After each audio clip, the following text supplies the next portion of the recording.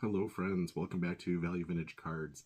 This video is going to be a quick 16 card little show and tell from the last delivery from COMC. So I always kind of recommend COMC as a bit of your online virtual card shop, if you will.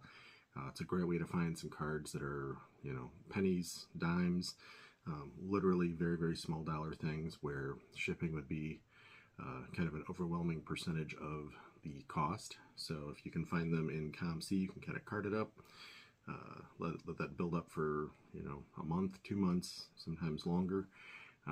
And when you decide it's time, you go ahead and dial through and do shipping, and it's $6-7 to ship, something like that. I will say it's not super fast when you go that route, especially if you're trying to go on the lowest cost shipping, because it could be literally several weeks instead of being like the eBay 3 days later kind of thing. But when you're just looking at some low cost pickups and stuff, maybe you don't have a card shop near you, or maybe it's just stuff that you specifically want.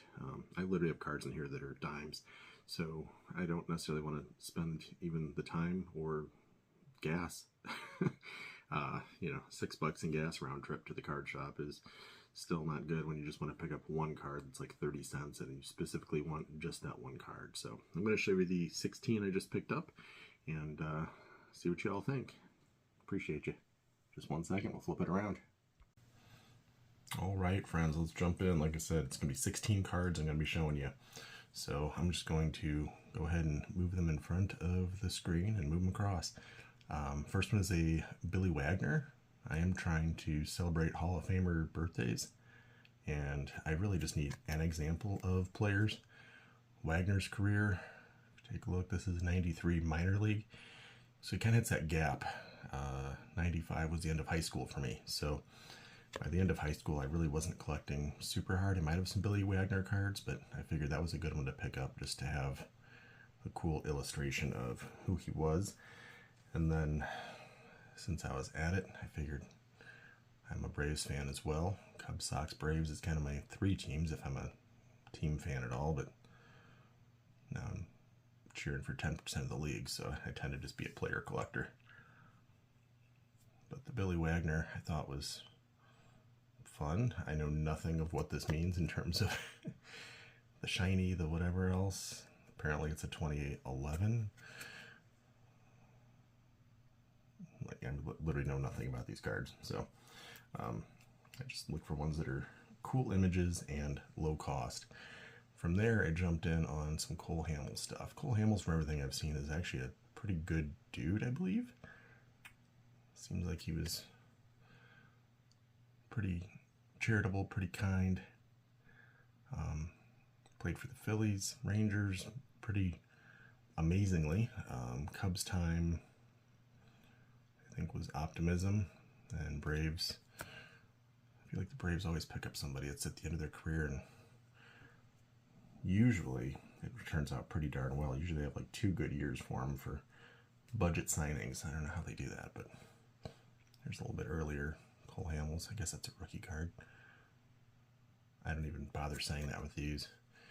We have a hard time with pre-war saying what's a rookie card, but new cards, there's like 196 rookie cards, so I don't know how to even pretend. I just thought that was a good image in early career. Then I do like these patch cards. Let's get Cole Hamels, who is at least borderline Hall of Fame, and Johan Santana, who I think in my world should be. I don't always love these when it says like Mets. He's pictured with the Twins. Like, what are we doing, guys? Come on. On the back talks about really nothing great. It's just about the patches. But it is kind of neat to have patch cards. So that bridges the gap between Cole Hamels and Johan Santana, who, like I said, I think he should be in the Hall. The other thing you have to question then immediately is personal character, and I don't know enough about him. I just Google like arrest, scandal, whatever else, and then you wonder how much of it's real and how much isn't, and baseball, they really care about character, it seems. So these, I'm not really saying the years. It's because I don't know. And honestly, when I bought these, I don't care. They're that, they're $1 or $2. And I don't know. I honestly don't know. So I'm not ignoring because I don't want to be, helpful. I got that because it looks like a 1982, and I thought it was a cool image. When I think about him, I think about his wind-up. I love that these look exactly like, front and back. That's cool. So, just a fun one. And then if you want to see what he looked like if he was playing in 1954, you get this.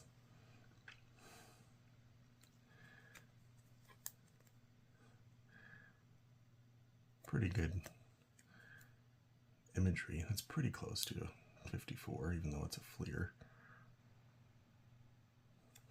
So, cool images. What do we got left? I guess I still have 8 more to go. Another one, I actually have this as, I'm trying to think what it is. I don't think it's a patch, but I think it's autographed. So I wanted to get one that was not. I just think it's super cool. Sometimes I end up with like, 39 cents left on my account. So I'm like, let me spend some of that. So Sandberg, talking about his draft history.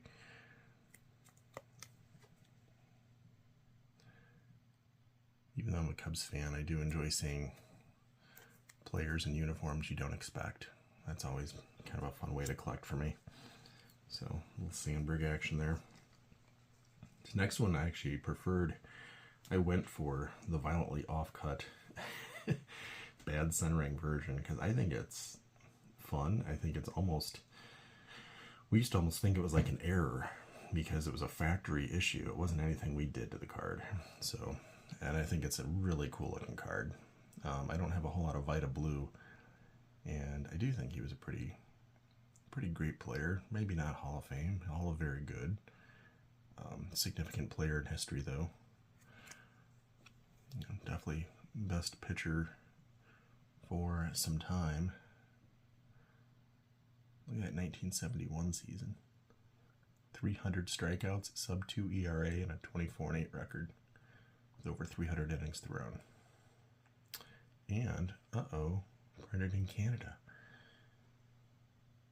Aaron's buying the O-Peaches again. Vita is the vice president of a plumbing supply company. And then if you want to learn how to say that in French, there you go. So, I do love me some O-Peachy. So, great image though. 73 tops, well done. 71 Dell Stamp. Another one that was like, a few bucks. Cool Hank Aaron. These are actually decent because you get a little bit of a write-up on the back. More significant than a lot of the, blank back image-only items. Let's see, we got 2 more normal size and then 3 oversized items. We'll go here. As you're noticing, I love me some O-Peachy. 73 rookie outfielders. The debutantes. So Al Bumbry. Charlie Spike's getting disrespected over there because we're getting this because of Dwight Evans. Did not have a rookie of him. I think he's another that, when you look at his stats, him and Kenny Lofton could play in pretty much anyone's outfield. They should probably both be in the Hall. But I will always have no problem grabbing a peachy version. This next card is actually, it's funny, this, for me, is a big deal card, and it's not a big deal card. It's one that I had as a kid. I can distinctly remember buying this card at a flea market. There was a dealer there that we'd go to the flea market on weekends, basically just to go to the card dealer. I don't think my dad really ever bought anything. I'd go there and trade, or if I had a couple bucks, or my dad would give me $3-4, something like that, I'd pick up some quarter cards and maybe a couple dollar cards and figure out how to spread that out. But this was one that was a little bit bigger. It was a 1950s card. It was a Hall of Famer. I'm trying to think, back then he probably wasn't a Hall of Famer. He might have just been Hall of Very Good. But I just thought it was a really cool looking card, and it's one that I haven't had for a lot of years, and just that memory of it just is burned in my brain as this being a cool card. So I was very happy, and he also shares a birthday with me, so I was very happy to pick that up again. Red Shandies. It really is just, that's a great image, right? That's a cool looking baseball card. So your 52 Bowman issue, these I actually know.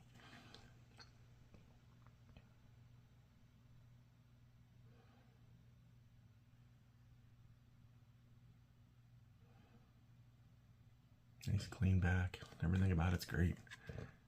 I just think that's a great looking card. So happy to have that. Very happy to have that. All right, last three. Let's go with this one. And I picked these up for kind of interesting reasons. Exhibits. I gotta get pretty far away to get that to even come in, right? It's a little tougher. Pretty clean. I don't have a lot of George Kell. So most of these, yeah, I think they're all in that 47 to, mid 60s, 66 kind of time frame. This one was really cheap because somebody wrote, he made it into a more traditional card. They said he's with Detroit, which I'm not sure why you couldn't tell that from the front. Third base. Not sure what A is. I'm Aaron. I'll just pretend that's my card. A for Aaron. But you can get a George Kell for, a few bucks. It's kind of fun. The writing on the back of those, especially when it's done like that, to me is fun and somewhat interesting. Next one I bought mostly because I thought it was like a poster. It was just so cool. Whitey Ford.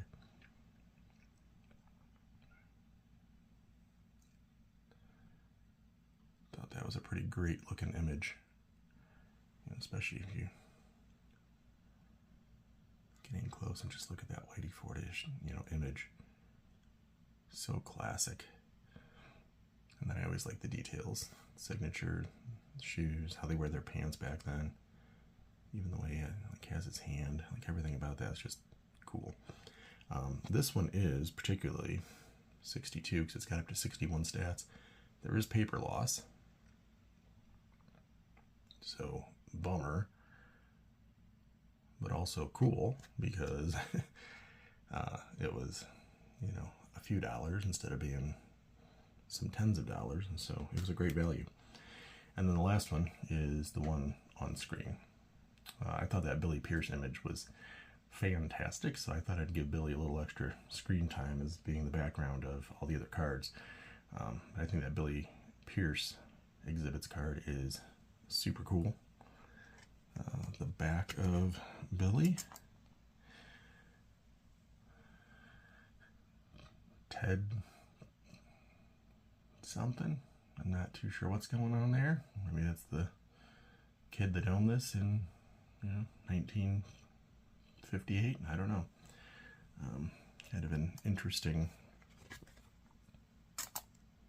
little defacing, but again, these, when you're talking about spending a few bucks, I don't necessarily mind there being some unique characteristics to the card, like writing on the back. They're not doing that to deface. They weren't writing something terrible on it. That's just how they claimed their card back in the day. So that's my Billy Pierce exhibits card. So that is my 16 good, solid value cards picked up from COMC. Always curious how many of you guys use COMC, card shops, card shows, online trading platforms. I know a lot of you have shared, and that's always fun to learn, and some of you have connected on different platforms because of that. So Appreciate y'all. I will catch you on the next video. Take care.